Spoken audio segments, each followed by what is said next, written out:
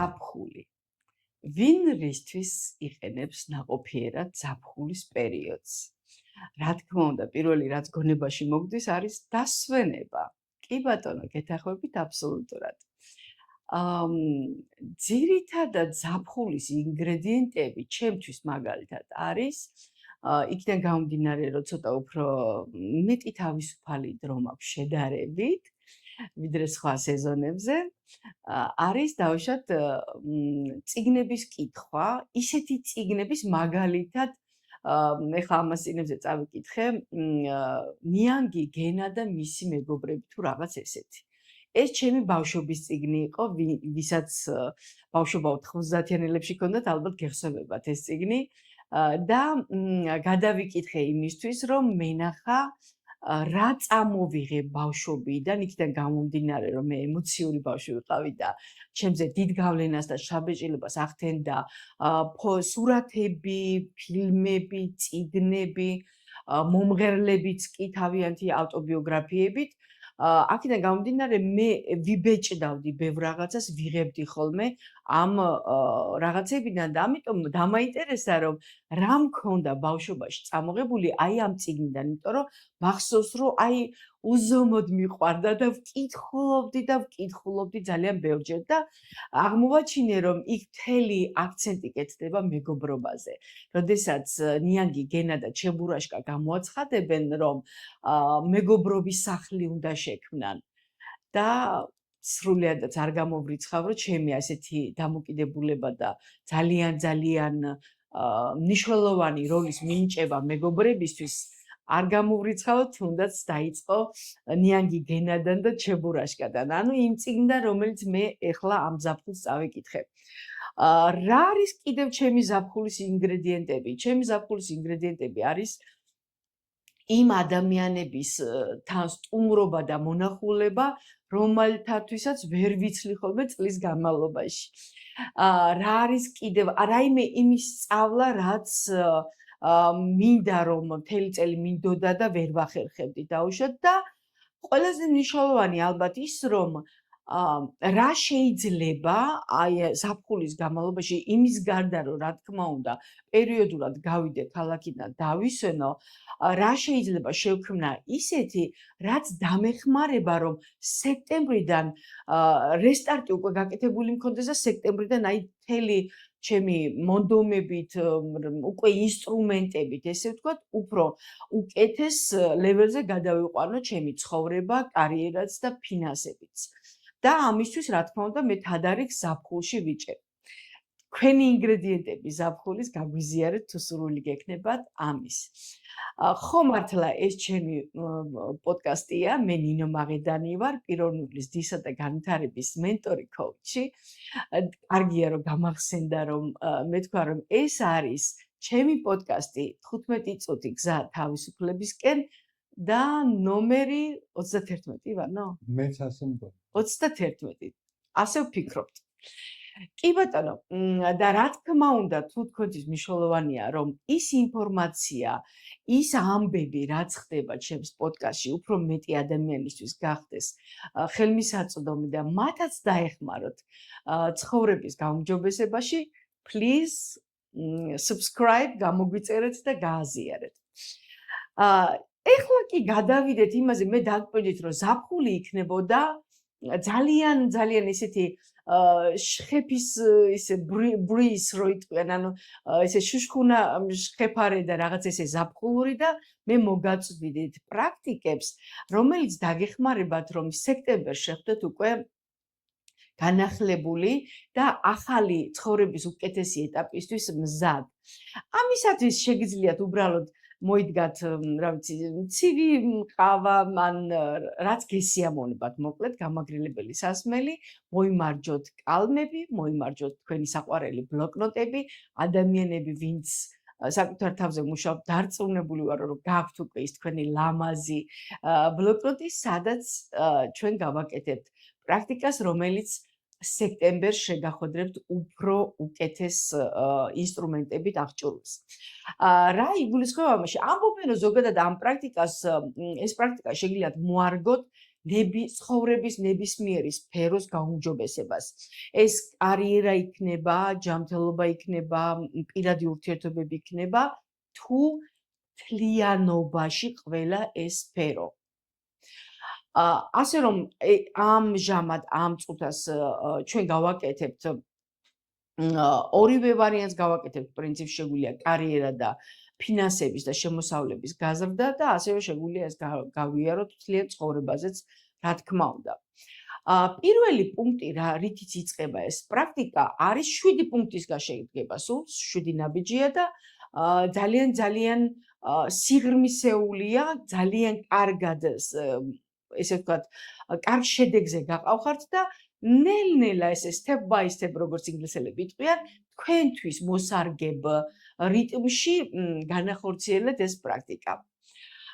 მაგალითად 7 წლიანი ციკლების შემთხვევაში და ჩემთან ტელეფონი ჯობია რომ გავთიშოთ.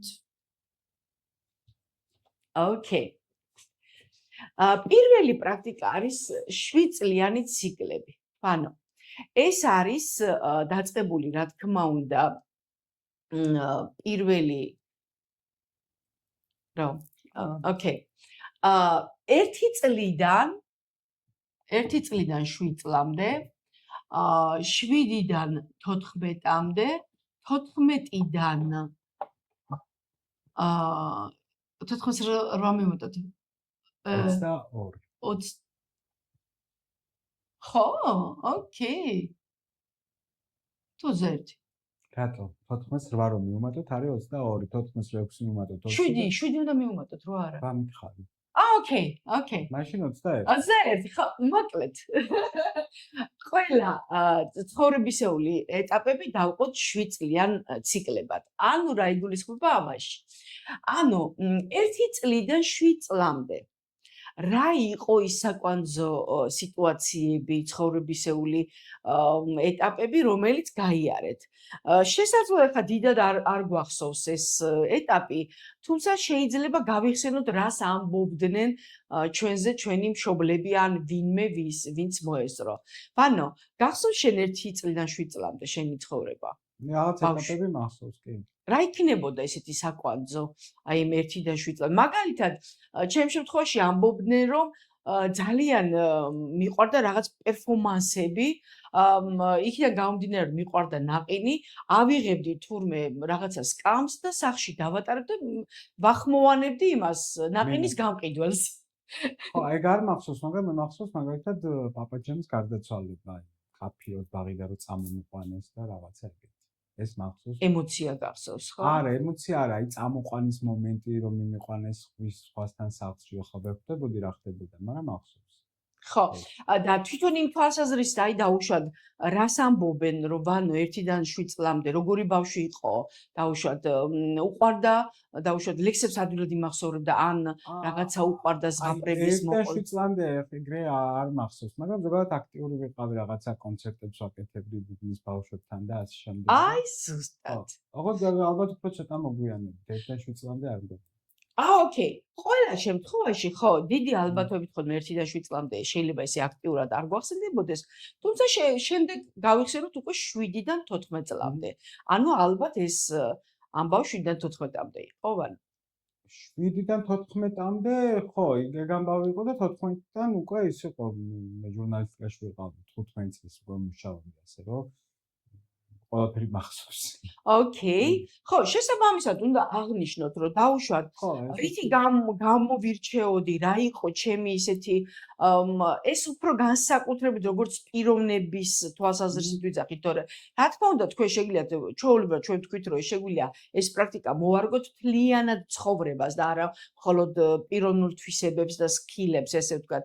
ხო, დაუშვათ გამოვირჩეოდი იმითი, რომ შემეძლო წინააღმდეგობა გამომეწია მაგალითად თუ შატალოზე მიდიოდა ყველა სიტყვაზე ვიძახი დაუშვათ შემეძლო რომ თუ მე ვფიქრობდი რომ არ უნდა წასულიყავი შემეძლო არას თქმა ეხლა ეს just example ისე მომივიდა თავში აზრად დაუშვათ ხო ანუ დაუშვათ მე დამოუკიდებლად გამომდიოდა საჭირის გაკეთება გამომდიოდა აი რაც ვანო თქვა რომ რაღაცა კონცერტების მე პერფორმანსებს თეატრებს ვატარებდი და რაოდენ გასაკვირი უნდა ყოფილიყო რომ მე დიდობაში არ გამეგზელებინა ის რომ მე ინგლისურენოვანი თეატრი მაქვს ხო იმიტომ რომ ბავშვობაში ვატარებდი უკვე ფაქტიურად ის ვიყავი რეჟისორი და სცენარს ვდგავდი და ეხლა რეჟისორი არ ვარ რა თქმა უნდა ანუ მოკლედ რომ ვთქვათ მეგობრებო აი ეს 1 და 7 წლამდე 7-14-მდე 14-დან 21-მდე რამდენი წლისაც ხართ ახლა იქამდე 7 წლიანი ციკლები უნდა აღწეროთ რა თქმა უნდა წერილობით რაც გინდათ დეტალებში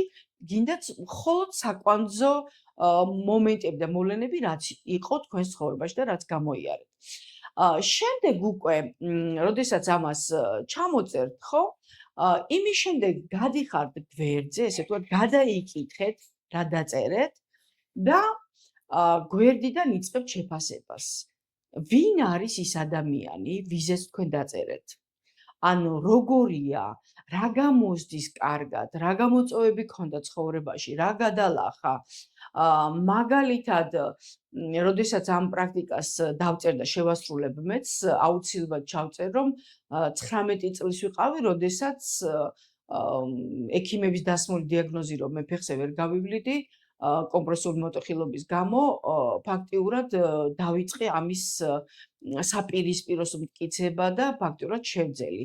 ანუ 19 წლისას უკვე მქონდა ესე იგი ის თვისება, რომელიც დინების საწინააღმდეგოდ, ესე ვთქვათ, არის საჭირო ხოლმე ზოგადად. და არაორდინალურ სიტუაციების აი ესე გართმევა თავის. შესაბამისად, თქვენც აღწერეთ ეს ყველაფერი და გვერდიდან დადექით და დაინახეთ ის პიროვნება. როგორ მოდიოდა, როგორ მოვიდა აქამდე, შეაფასეთ და რა თქმა უნდა, ეს საშუალებას მოგცემთ, რომ თქვენ დაინახოთ თქვენი სუპერძალა. ანუ ის საკვანძო რაღაცები, რამაც თქვენ აქამდე მოგიყვანათ, უნდა ამოწეროთ და გამოიყვანოთ თქვენი სუპერძალა რა არის. ანუ თუ კი მე შემეძლო ადამიანების დარწმუნება და ის რომ მე ვახერხებდი რომ დაუშვათ პატარა ისინი მომეგონებინა თამაშები თუ პერფორმანსები და ამაში სხვა ადამიანები ჩამერთო ლოგიკურია რომ ჩემი ერთ-ერთი სუპერძალა იქნებოდა ადამიანების დარწმუნების კი უნარი ასევე დამოტივირების რომელსაც ახლაც ვაკეთებ ანუ мотиваციის მიცემის და რა თქმა უნდა ლიდერობის, რადგან ისინი მე მომყვებოდნენ, ეს ნიშნავს, რომ ლიდერული თვისებებიც მქონდა. შესაბამისად ძალიან ესე თქვენი ესე ვთქვათ სუპერ ძალა გამოიყვანეთ და უბრალოდ დაწერეთ უკვე ამ პირველი პრაქტიკის დასრულების შემდეგ და ჩვენ შევასრულეთ პირველი პრაქტიკა უკვე და გადავდივართ მეორე პრაქტიკაზე.